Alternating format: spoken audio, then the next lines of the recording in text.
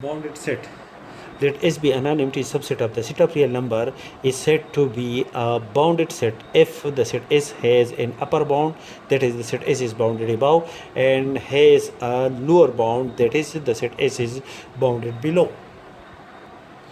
For example, the set S contains element 1, 1 over 2, 1 over 3, 1 over 4 up to so on, which is a subset of the set of real number.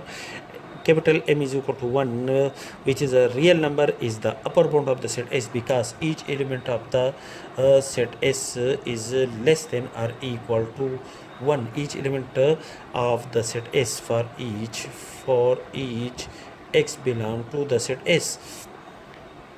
Therefore, the element x is less than or equal to m, where the element 1 is labeled by m, and each element of the set x, each element of the set S is greater than or equal to the element greater than or equal to the element 0, and the element 0 is labeled by small m. Therefore, in this case we can say that the element the element of the set S is greater than or equal to m, m is equal to 0, and less than or equal to capital M, and capital M is equal to 1. Therefore, in this case we can decide that the set S is a bounded subset of the set of real number.